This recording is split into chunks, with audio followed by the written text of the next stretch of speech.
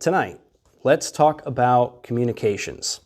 We've talked about 3 other topics coming into this, kind of first steps and things you need to know, maybe some skills you should have, home and vehicle preparedness, and like I told you that story that I had right after teaching that one last time. So tonight we're going to talk about communications.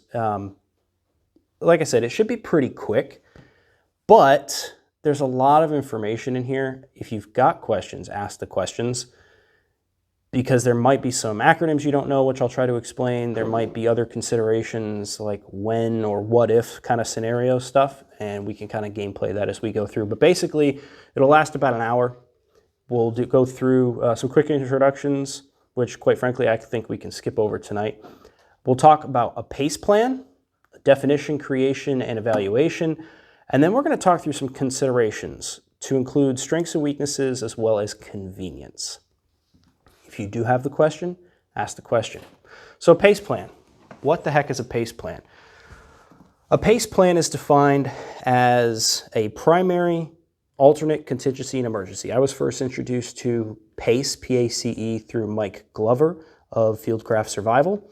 And the way he explained it through what the military use was really intrigued me, not because I'm looking to LARP or pretend to be somebody I'm not, but quite frankly, just because I thought if it was something that was developed for a group of people where communications was extremely important, then it might be something I might want to pay attention to. So the idea for PACE, or really the idea behind it, is you have layers and levels of preparedness to fall back on when things go to crap, basically. And it's got to be defined and established beforehand. You can't just say, oh, well, that didn't work. Well, what's next? Well, okay, what's next for you? You might be just whatever I've got at hand, but as we get into kind of the who's and what's and why's, it's like, well, does the other end of that communication, who you're talking to or who should be listening, do they know where to go and where to be? Right? So it's got to be established for everybody, not just for you. So it's one thing to say, well, I'm going to try to communicate with my whatever, and if that doesn't work, I'm going to move to plan B. Well, what is that, and what is plan B, and who are you trying to talk to? So there's a lot of things. So an example of a PACE plan. Primary, cell phone. Everybody's got a cell phone thereabouts. So that's usually everybody's primary form of communication. Alternate, maybe a computer. Contingency could be a radio of any kind. Emergency could be something like a satellite phone or one of those Garmin InReach SOS things. This is just an example. What I would kind of point you toward here is, you notice I don't have primary listed as cell phone call, and alternate is cell phone text. And there's reasons for that, which I'll get into a little later on. That's probably most everybody's, except they probably end at alternate. They don't move to contingency or emergency because either they don't have radios or they don't know how to use them, or they don't know that they can use them or that they even still exist. And satellite phones, everybody thinks they're just for overseas use or for the cartel or whatever, right? Somebody nefarious. So let's talk about a cell phone. What can you do with a cell phone? Phone calls. I know it kind of goes against every millennial thing out there, but I promise you they are still good for phone calls. Voice communication. Text messages, little SMS, those are fantastic. Now you can do things like positional location sharing, send my location, right? That's stuff that you can do with your cell phone now. Messengers, so messengers would be something like, is Facebook Messenger still a thing? I don't even know. Facebook Messenger, WhatsApp, Signal, whatever it is, a messenger of some kind. AIM, Skype, AOL Instant Messenger, whatever. Social media, right? You could do things like Facebook Live, Instagram Live, or TikTok Live, or anything else that social media allows for, right? You could communicate that way. Email, of course, you can still access all your emails. And I'm sure there's more on here that I'm forgetting or didn't list, but those are examples of how you could use your cell phone for communication. Computer. Your computer can make phone calls. VoIP, Voice over Internet Protocol, or something like that. Basically, you can do voice communication, right? You can do text messages. If you've got, let's say you're in the Apple ecosystem, your MacBook, your tablet, whatever it is, has iMessage. So there's text messaging. You can also, if you've got something like Signal, I believe Briar does it as well, where you can text message in real time back and forth. Other messengers that we talked about before, basically whatever you could do with your phone, you can also do with your computer to an extent. You see, obviously, one of them fell off here, positional location sharing. Only because most computers today don't have a GPS chip in them. Tablets, yes, to a degree, but a lot of times they rely on the network to provide its location, and that's not always the most reliable. So I took that one off of here, but if you know where you are, you could always say, hey, I'm here, or send GPS coordinates or whatever that looks like. Radios. There's a lot more to radio than just ham radio. Your cell phone has 3 radios in it. It's got its cellular network, it's got the Wi-Fi, and it's got the Bluetooth. And those are the 3 radios that are in your cell phone. So radios, walkie-talkies, simple walkie-talkies. Think about how many people in even your neighborhood have a walkie-talkie. Probably almost nobody. And if they do, it's the kids, and the batteries are always dead in those things. I carry walkie-talkies in my backpack. I talked about this during the EDC conversation that we had. I carry them in my backpack for many reasons, but not the least of which is entertainment for children. If they're bugging you or whatever, they need something to do. Oh, we got stranded, whatever, at the park for longer than we thought. Give them the walkie-talkies, let them go play, have fun. But they can also work in close communities as well. Prepper groups or just a group of neighbors. GMRS radios. GMRS stands for General Mobile Radio Service. It is a licensed system through the FCC, but there's no test. You just pay $35. You get issued a call sign that nobody ever uses, so you might as well just put the paper somewhere and forget about it. And it covers not only you, but your immediate family. Your children, your parents, it covers all of them. So $35 could get you. So what does $35 get you with a GMRS license? Get you more power. So walkie-talkies, depending on what channel you're on, are limited to either a half a watt of power or 2 watts of power.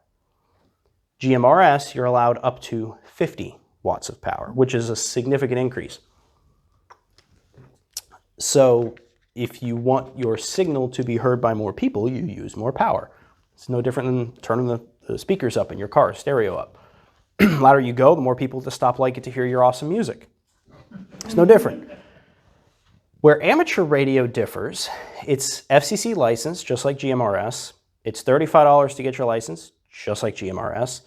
But there is a test you have to pass. There are 3 different levels, depending on what you want and how far you want to go.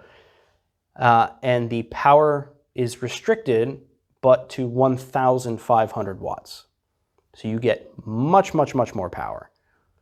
You also, instead of being restricted to, let's say, 22 channels, you get access to frequency space.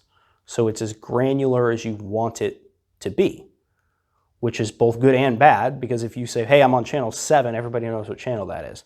But if you say, I'm on 146.505, people are going to go, what the hell is that? Or they might not know how to tune their radios to that. Or you might say, I'm on HF, and then you might be too close to talk. So there's a lot more that goes into amateur radio. But the cool thing about amateur radio, you can text message with it. You can email with it. You can send instant messages back and forth with it. Positional location sharing through something like packet radio. And traffic handling. Traffic handling, what is that? Is that like, I get a car, I get another car, I pass a car on? No, traffic handling is somebody's calling for help to somebody over here, but they can't hear them. You relay the message. Traffic handling. You're handling the communications back and forth. So it's more than just you. The other cool thing about amateur radio, specifically in this basis, we talk about radios, is let's say my internet is affected. I don't have internet locally. I can still send text messages and emails provided I can hit somewhere that does have internet. So I could email your Gmail account, let's say, which obviously you access on the internet, but your internet's not affected by the hurricane that just hit the East Coast because you live in the Midwest. So you could still have access to the internet, but I don't. But I want to let you know I'm okay. As long as I can get my signal to a place that is connected to the internet, my email will find its way to you. You can also do point-to-point communication, so email from person A to person B without ever hitting the internet. It's called peer-to-peer connection. So it's just like sending a text message from one person to another. There's no middleman. Well, in theory, there's no middleman. You can do that with radio. And then you talk about security through obscurity. How many people are listening for that? And of the people who are listening, or know to listen, how many actually are? And of the people who are, who has the capability to decode what you're sending? And then even if they could decode it and read it, does it make any sense to them? Is it actionable? All that kind of stuff. So radios are really good in some cases, but as we get further on, they might not be the best case scenario. And lastly is satellite options. The good thing about satellite, text messages and phone calls. That's it. You got two options really. Not really sending a whole lot of email traffic through that. It's just going to be text message or phone call. Can anybody think of anything else? Any other types of communications?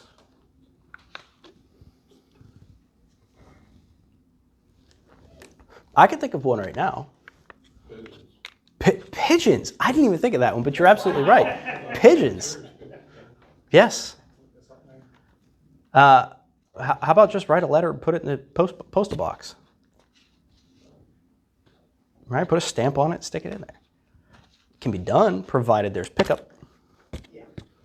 And the infrastructure is still set up to handle it, in which case one could argue, then why are you even sending the letter? Or are you in an emergency at that point? But remember, we haven't talked about any emergency situations. We're literally just talking communications. It doesn't have to be an emergency to think about this kind of stuff. All right, so let's go through some pros and cons on these. Strengths and weaknesses for each. Let's start with cell phones. Good thing about cell phones, 86% of the world's population has a smartphone.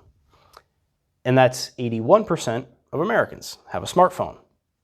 Of course, there are multiple reliable networks available. AT&T, Verizon, T-Mobile, whatever, other Mint Mobile and all this kind of stuff. You've got all these things available to you.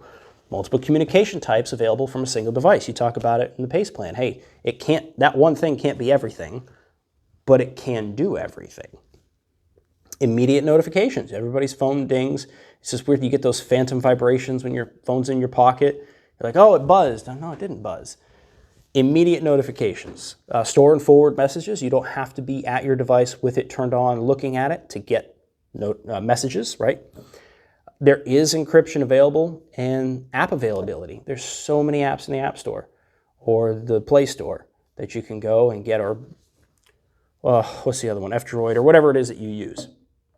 Downside, communication privileges only available when granted. It's paid access. If you read the fine print of your contract or you watch a cell phone ad on TV, AT&T, I love this one. They have it up there. It's like whatever, up to 50 gigs a second or whatever they say on their ad, but then there's a little star and at the bottom it says, we could legit turn you off if the network is overloaded. Well, think about where you live. Do you live in a major metropolitan area where if something happens, everybody's going to hit the same network? Then you probably shouldn't rely on that being available to you. Or if a government or other law enforcement agency says, I need you to restrict access right now. Right? Think about what Snowden told us. The NSA legit sits at an AT&T office and just looks at everything. So it happens. Network access is not managed by the user. So again, not only can they turn you off whenever they want, they can figure out what they want you to visit, as viewed by any totalitarian government in the world right now. You restrict access to certain sites. That's where VPNs come in really handy. It's like, oh, well, I might be here, but it looks like I'm in a different country. So now I have access to other websites. There is no message priority. You get in line. First come, first serve kind of thing. Battery life of a cell phone. I know we all like to think it's amazing, but the screens that are on our cell phones are very big, which takes up a lot of battery life. So yeah, you got battery saver mode. Now you're limited to literally phone calls and texts. Can't do multimedia messaging, can't do position location sharing, can't look at Google Maps, can't do any of that. And then the need to have contact information. Do you know the phone number of the person you're trying to reach? So keep that in mind, right? You need to have the contact information of the person you're trying to reach out to. So it's one-to-one communication. Unless you're part of a group chat, and then it's one-to-many, but a very specific many. Cell phones are amazing tools, but they do have cons.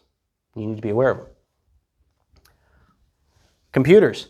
62% of the world's population has access to the internet.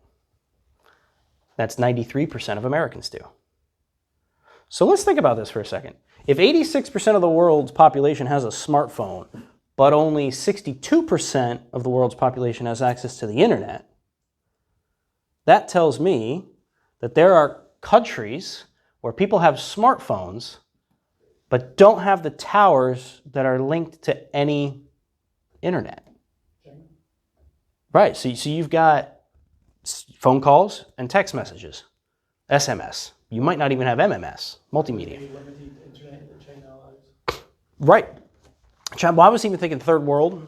Think of something like there might be places in India or the Middle East or Africa or something like that. Hell, probably even Central and South America, where kids walking around with an iPhone 12 and he can make a phone call, but he can't access the internet.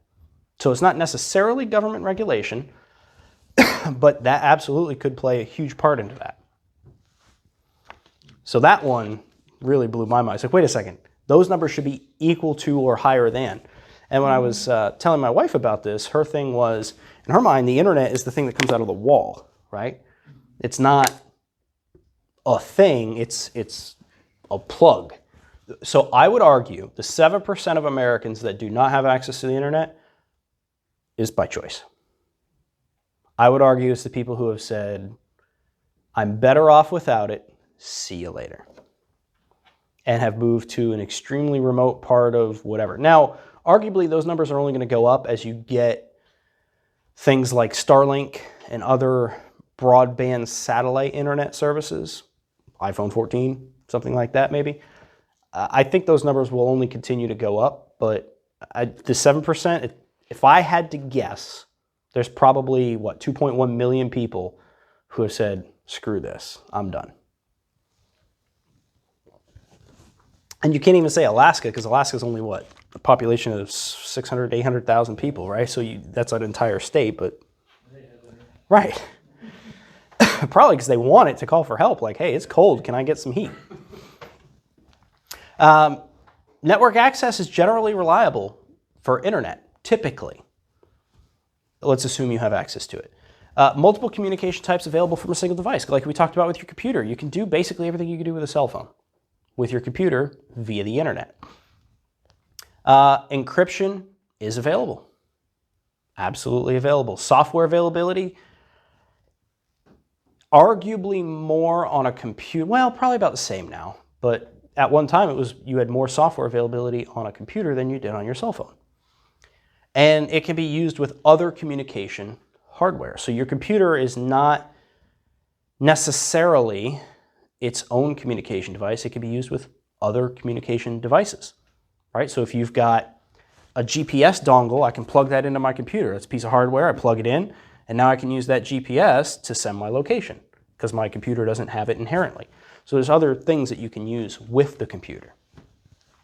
Of course, just like your cell phone, your communication privileges are only available when granted. You forget to pay your bill, internet gets turned off. Now you don't have access to that. It's also not managed by you, it's managed by somebody else, which means they can turn it on and off regardless of whether or not you paid your bill, as they deem fit for the network to still function in times of crisis. Other devices are needed to access the internet, however. So typically your computer does not act as a modem.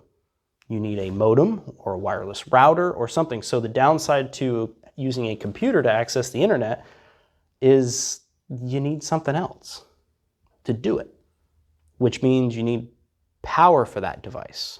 You need to have it reliable and set up. Battery life, I don't know about you, but laptop battery life, it's come a long way, but it's still not great. Again, it's a big screen, trying to do a lot. And uncommon chargers. So with cell phones, realistically, you've got one of two things. You either have a USB-C or a lightning cable if you have a new cell phone within the last, let's say, 2 years. It's USB-C or lightning cable. Maybe you're still rocking a USB micro, whatever. In a laptop, though, is it a magnetic charger? Is it a USB-C charger? Is it one of those barrel connector chargers? And if so, what size is it? Or is it some stupid, weird proprietary thing? Who knows? And then that little block, so that you plug into the wall, you get your plugs into the wall, is a little thing. That's an AC to DC converter. What does it convert it to? Does it convert it to 5 volts, 12 volts, 9 volts, 8.7 volts? What's it convert it to? So you've got all, so you can't just plug one charger into the wall and charge a bunch of different laptops. They'd all have to be the same or similar. The good thing with USB-C is it's becoming far more common amongst newer hardware, newer laptops, cell phones, things like that. It's great. It's not there yet, though. It's close, but it's not there yet. But what if you have an old laptop? This is an older laptop. I replaced the battery in it. You know, just go on eBay, buy a new battery. 15 bucks, swap it out, it's like new. It's great, but it doesn't have USB-C charging. So I'm still stuck with an old barrel connector charger. Things to take into consideration. Radios. I love radios, if that's not obviously clear by now. A lot of good pros. All right, let's list the pros. Communication privileges are always available. It is, as long as your devices are powered and you know how to use them, you're good to go. Network access is managed by the operator. I decide when the network is up and down, not AT&T, not Time Warner or Spectrum or whoever they are now. Multiple communication types available from a single device. Like we talked about, I can text message, I can email, I can instant message, I can do all that real-time stuff from a single device. Encryption is possible depending upon your license level, your ingenuity, and your willingness to break the law. I mean, realistically. Internet access is possible outside of the affected zone. So kind of like I just talked about, you can use radios to access internet things, other places. It's not going to be the internet you're thinking about where, oh, I'm going to go on and just browse and do that kind of stuff. It's not the same. It's different, but you can access the internet. So if somebody else, like I mentioned before, is checking their email via an internet connection, your message can still find them. And the other good thing about radios, it's one-to-many communications. I don't necessarily need to know who I'm talking to for them to hear me.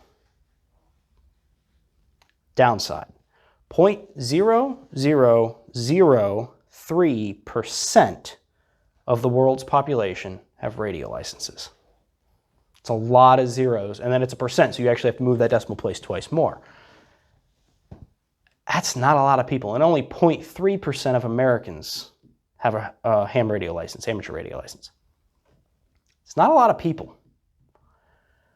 I'll give you a different side to that coin, though, afterwards, after we get through the cons. Next con, other devices are needed based on the mode of communication desired. So in other words, if I want to send an email, well, I can't type the email on the radio. I need to type the email on something else, like a computer.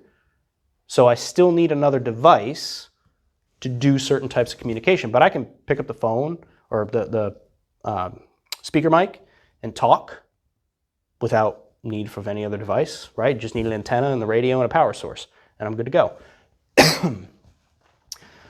There is some software familiarity that is needed. You can't just grab this computer, which by the way is set up for all my amateur radio stuff. I couldn't hand this computer and a radio and an antenna and a power source to somebody and say, send me an email. You got to know how to do it. But arguably, you couldn't, who's rocking an iPhone tonight? I couldn't necessarily hand you my Android phone and have you send an email either, because it's different. It's a different operating system. You'd have to get used to it. Windows laptop or MacBook? You have a Windows computer at home or an Apple computer at home? Windows. Windows. So if I gave you an Apple computer and said, here you go, browse the internet, it's all going to look different. So it's no different Windows to Mac or iPhone to Android. You've got to familiarize yourself with what you're doing. The output power limitations are based on energy availability. So yes, I'm limited to 1.5 kilowatts of power. But realistically, the amount of power that I would need to put out that much power through an antenna is a lot higher. And that means it's not going to last as long. But if I dial it back and I only put out 5 watts or 10 watts of power, I won't get as far necessarily, but it'll last a lot longer. And then the need to coordinate a time and frequency to be able to talk live. So if I know who I want to talk to, I need to make sure that they have their radio on and they're listening at the time on the frequency that we coordinated that I'm going to talk to them. So there's a little bit of cons there. Now, I'm going to give you a possible pro to the very first con in this radio section. Anybody guess what that might be?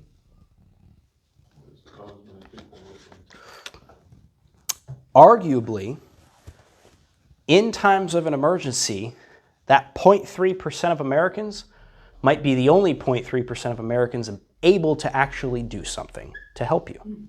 So while you might not reach as many people, your quality of person that you're reaching is very likely to be better. They're likely to be of a similar mindset, of a similar level of preparedness, and also in an ability to have a network of their own to possibly offer assistance. So yes, it's fewer people, a lot fewer people, but it's one to many. Remember, it's not one to one, and those might be the right people. I would take one right person over 100 people who had no idea what the hell they were doing. A warm body is great to a point. Satellites. Yeah, they're fairly reliable and rugged devices. The satellite phones or satellite comms of some kind. Multiple communication types available from a single device, text or call. Immediate notifications are available, especially if you get something like a Garmin InReach or you get a sat phone that's got text messaging available. Store and forward messages are available because it is a network-based system. Positional location sharing. Obviously, if you're hitting a satellite, there's got to be some sort of global positioning chip in there, right? And then emergency services requests. So on some of those devices that hikers use, there's one button in it, you push it, and all it does is call for help. So obviously that's a pro. Con, again, you don't own the network. You got to pay for it, which means it's not yours to manage. Battery life, they last a lot longer than they used to because battery technology has come a long way, but they're still not great. And it's expensive. These devices themselves and the monthly subscriptions are very expensive. But think about it. I mean, there's a thing orbiting the Earth that had to get there somehow, and that's not cheap. So there's a reason why it's so expensive. All right, some final thoughts. So what the hell do I do after this? Very first thing you have to do, in my personal opinion, is determine who you will want to communicate with in an emergency. Trusted people, like-minded people, and people who can actually help, just like we talked about with the radio people. Once you determine who you're going to talk to, determine what you will want to communicate. Operational security, OPSEC. You'll see that when you get into some of your own research. You're going to see OPSEC. Everyone's, oh, OPSEC. Especially if you get into the real tactical guys or the people who think that they're the shit. You're going to see OPSEC, or you're going to hear that. All that means is operational security, i.e., don't tell your neighbor you're going on vacation unless they're the person that's washing your house, right? Don't blast on Facebook that you're going to be gone to Germany for a month. People are going to break into your house, right? So it should be considered. Don't share too much. And don't get long-winded. If you're there to communicate during an emergency, don't go on a diatribe about how little Susie hurt her leg and she was only playing in the yard. You can't believe that gopher was there. You meant to take care of the broken glass that you knew was in the yard, but you couldn't get to it. And now here it is. And she hurt herself and you feel so bad. Get to the point. Figure it out, right? Don't get long-winded. Define when you will attempt communications. And I don't mean necessarily which emergencies we're going to use this communication type for, But literally practice it. You don't know if it's going to work in all conditions. Amateur radio is a good example of this. I can potentially sit in my house here on the East Coast and talk to a guy in Australia, 9,300 miles away, point to point. Talk to him, just as if we were talking in this room. That might work on Tuesday, might not work on Wednesday. So how reliable is it, right? You got to determine that. And the only way you can determine that is through regular practice. What does that look like? And then define where you will attempt communication. This is where that PACE plan comes in. It should be based on your predetermined whatever plans, whatever those are, whether it's, hey, if something goes down, shoot me a text or give me a call. Awesome. Cell phone should be the first thing you go after anyway, right? But if it degrades from there, do they know at what point they should go to the next thing? And if they do, are they there? Are they in a position to also listen and help? So determine who you will want to communicate with, what you will want to communicate, because you don't want to communicate too much information necessarily, because there might be other people listening. Define when you will attempt those communications, obviously which emergencies and how far into the emergency and all that stuff, but also before the emergencies happen to make sure it actually works. And then where you will attempt communications. Told you it would be a quick one tonight. We can get into some questions, specifics, what if scenarios. What do you got for me? Truthfully, the big thing is, who do you want to talk to, right? Who do you care about? Who can actually help you? Who cares about you? Who's in a position to help? That's the big one. Who do you want to talk to? And then from there, what forms of communication are they comfortable with? I'm a big ham guy. I love ham radio, but if the person I want to talk to isn't on ham radio, it doesn't do me any good. If I want to use Signal because I prefer more secure communications versus a text message, that's fantastic, but is the person that I want to text message comfortable with using Signal or Zello or Briar or whatever? Your neighborhood might have a WhatsApp group where all the neighbors get on and talk about how much they hate the HOA and nobody's cut those bushes and did you see what so-and-so did to their backyard? That's great. A WhatsApp group is a great way to stay informed. Are you comfortable with the privacy and security things you give up to be a part of that network? Are you okay with certain bits of information falling into hands of people you don't necessarily want to have them? All of that needs to be taken into consideration. But realistically, who do you want to talk to? What are they comfortable with that they can use? What are you going to talk about? Right? Do you do the what 3 words where you talk about the chairs against the wall? Anybody get that movie reference? I think it's the chairs against the wall. Red Dawn. Red Dawn, right? Chairs against the wall, which means something. So do you have specific phrases that not only you know, but they know, and what the hell they mean? When are you going to attempt communications? A good example of when you're going to attempt communications. Go home and look up the Wilderness Protocol for communication. It's called the Wilderness Protocol, and that is a good place to start if you have no idea the when. Look that one up and maybe just start there. And then lastly, where? Again, what are they comfortable using? What are you comfortable using? All that stuff.